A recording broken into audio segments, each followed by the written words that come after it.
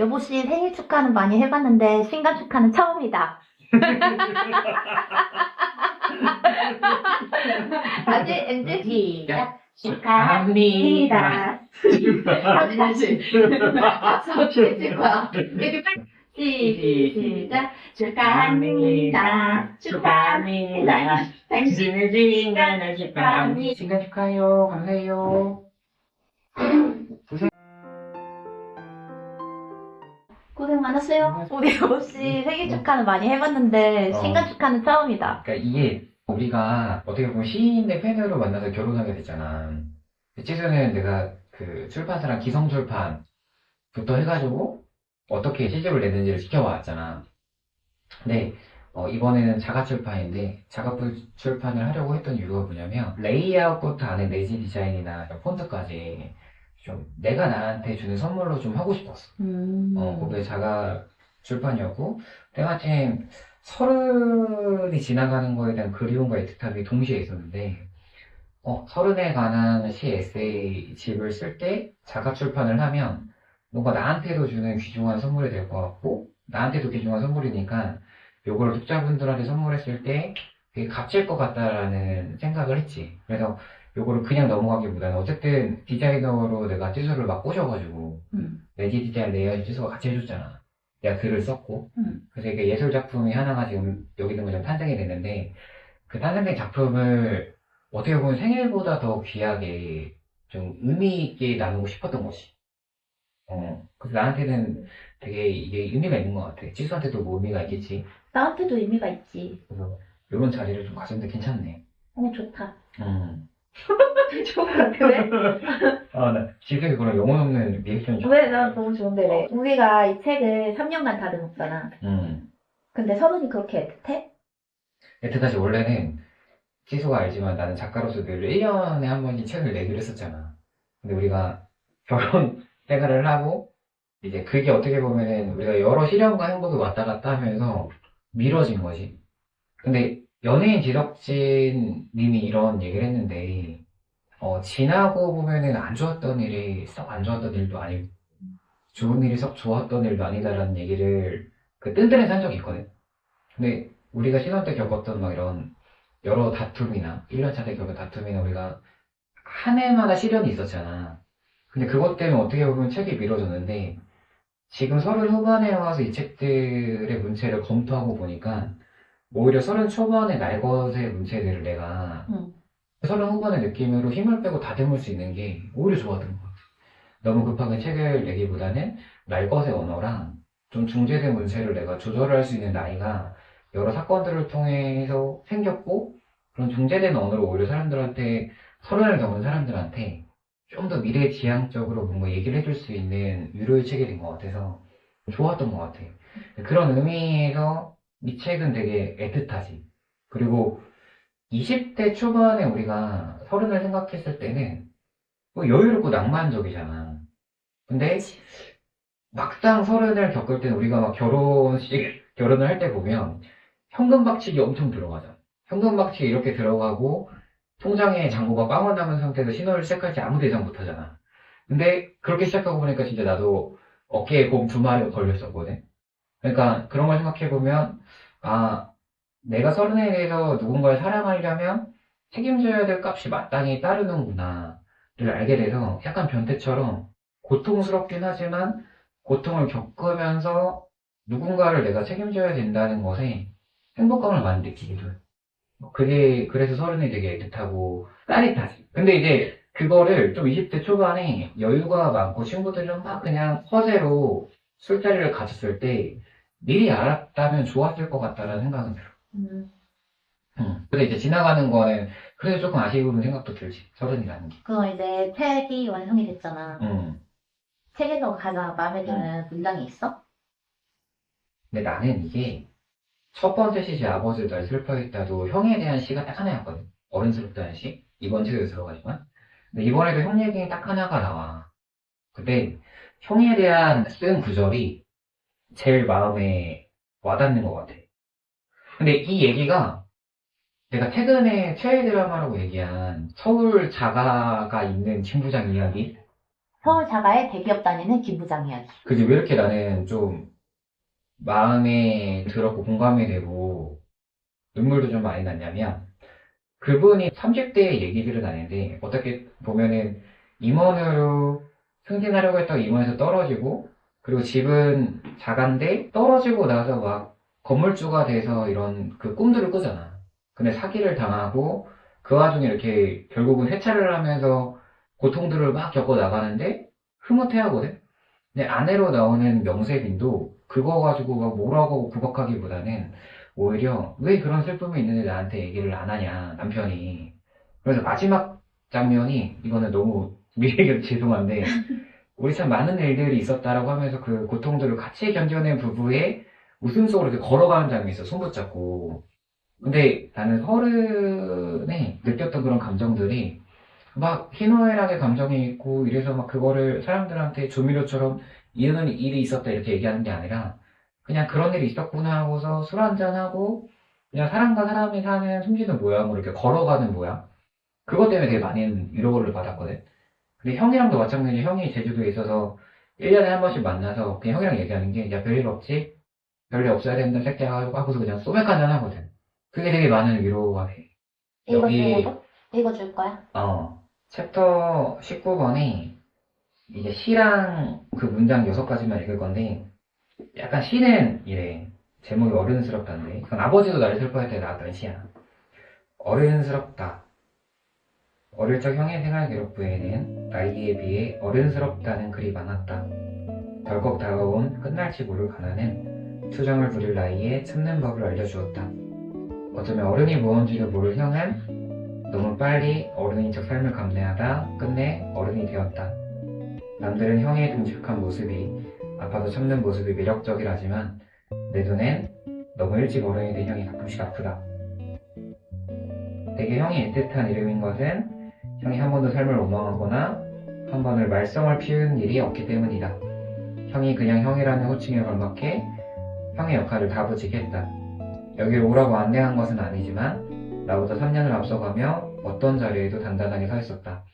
그게 고맙고 미안하기에 나도 동생으로서 내 역할을 다부지게 할 것이다. 어쩌면 고독으로 혼자 있을 시간을 애써 견뎌가면서 형제간에 소맥 한잔 말며 묵묵히 위로올 날을 기다리면서, 약간 이거가 그냥 약간 사람 사는 게 잘 버텨가다가 친구 간이든 형제 간이든 우리 부부 간이든 이렇게 그냥 한 잔으로 사람 냄새 풍기면서 되게 버텨나가는 게 아닐까, 약간 이런 게 있어서 김 부장 이야기도 그렇게 해서 좋았고, 내가 쓴 책도 어떻게 보면 미뤄졌지만 그런 사람 냄새를 풍기는 것 같아서 나는 좀 떳떳한 것 같아. 이 책을 사람들한테 좀 기꺼이 줄 수 있어서. 혹시 지금 우는 거 아니지? 아니, 그건 이제 와인 때문에 아니, 눈가가 촉촉한데. 이건 이제 형 얘기를 해서, 형이 이제 고생했던 얘기까지 하니까 내가 이제 입힌 거지. 옛날에 고생했던 시절이 생각나서. 근데 나도 작업하면서 잤는데, 읽어주니까 또 다른 느낌이긴 하다. 뭐 어떻게 다른 느낌인지는 얘기해줘야죠. 그러면은, 서른을 겪으면서 가장 좋았던 점이 있어? 본인 얘기는 안 하고. 서른을 겪으면서 가장 좋았던 거는, 아까 김 부장 이야기랑 좀 겹치는 건데, 확실히 결혼을 하고 보니까 내 가정이 생겼다는 게 그냥 우리가 연애를 했을 때랑은 좀 확실히 다른 느낌이더라고. 연애를 할 때는 우리 다 이제 각자의 집에서 왕래를 하면서 일주일에 한두 번 만나잖아.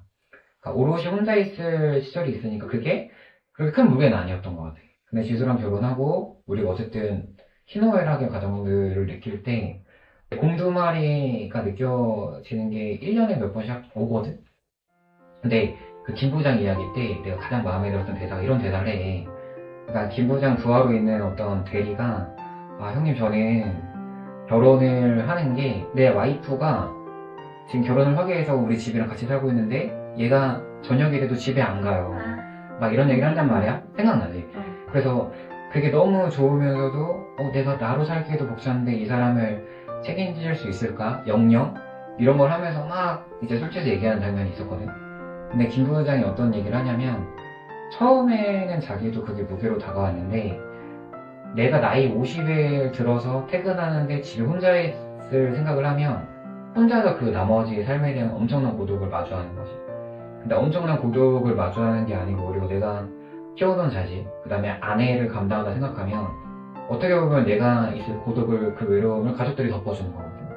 그러니까 사실은 내가 가족들을 양 옆에 어깨에 짊어질 수 있다는 거는 오히려 나를 위한 거다라는 얘기를 하는데 그 대목이 딱 들어거든.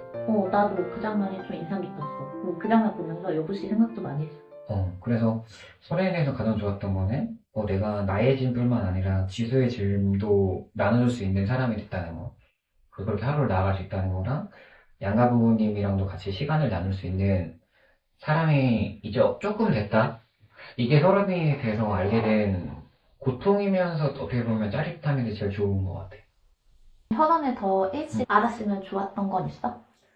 사실은 일찍 알았다는 건 이제 말도 안 되는 건데 신이 나한테 이런 능력을 선물 주지 않았다면 근데 아까 얘기한 것처럼 20대 때 좀 허세로 보는 시간들이 있거든.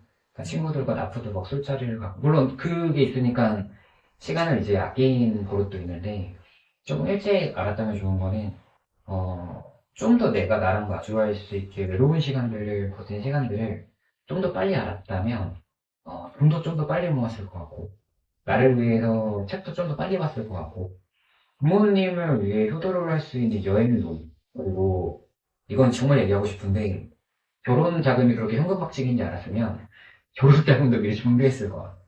그 방치한 시간들을 좀 나를 위해 미래를 위한 기획들에 좀 썼을 것 같아. 그러니까 내가 나랑 직면해서 내가 작가가 되고 강사로 됐을 때 다짐했던 거는 내가 정말 친했던 친구, 내 가족, 정말 사랑하는 여자친구가 내 길을 대신 가주는 건 정말 아니거든. 그냥 옆에 있어줄 수는 있어도. 근데 결국은 그런 사람들의 의견과 관계없이 내가 외롭게 갈 수 있는 사람인지를 빨리 깨닫았다면 그 길을 빨리 깨닫고 내가 나를 알았기 때문에 성숙해져서 오히려 주변 사람들한테 좀 더 좋은 걸 제공할 수 있는 사람이 될 수 있었던 것 같아.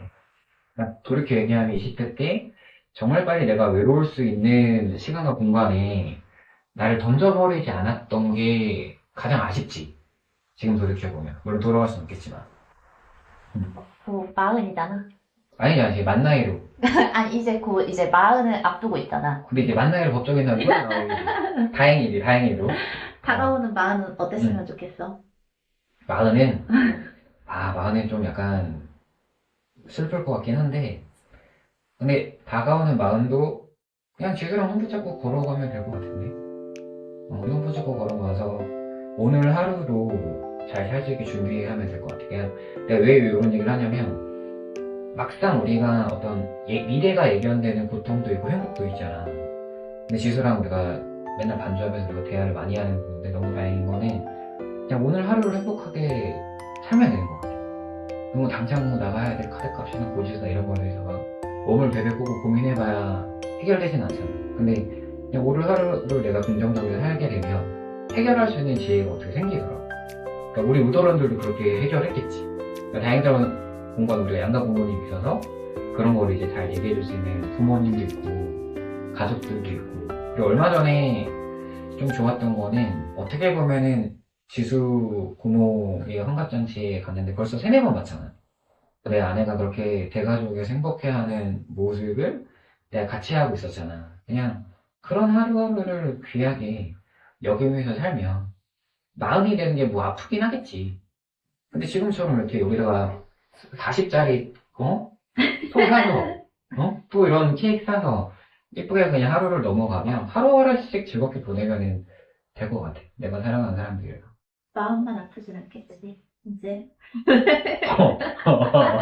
마음 아프겠지. 많이 아프겠지. 근데, 그날, 이제 좀 이렇게 맛있는 거 먹으면서 와인 한잔하고, 쓰라린과 행복감을 동시에 느껴야지. 건강하자. 또 마흔이 주는 선물이 있겠지. 마흔이 주는 선물이 있겠지. 그럼 서른을 버텨낸 김보경한테 하고 싶은 말? 서른 버텨낸 나한테 하고 싶은 말 그냥 버텨낸 거에 대해서 되게 감사하고 하루에 희노애락이 들어올 때 그걸 버틸 그릇을 챙긴 나한테 되게 감사하다. 그런 그릇 정도는 챙긴 것 같아. 그러니까 어떤 하루마다 내가 조금 삶을 버틸 때 내 책의 서재의 책들을 보면서 되게 있거든? 이때는 이 책을 읽고, 이때는 이런 책을 읽고. 근데 요즘 너무 바쁘게 돌아가는 세상이니까 막 자극적인 컨텐츠를 볼 수도 있는데 나는 책을 볼 마음의 여유 정도는 있거든. 그래서 그 문장들을 내 마음에 새길 여유 정도는 가질 수 있는 사람인 것 같아. 그러니까 그렇게 살아준 거에 대해서 좀 고맙다. 라는 얘기를 나한테 해줄 수 있을 것 같아. 나도 고마워. 고마워, 여보씨. 고마워, 사랑해.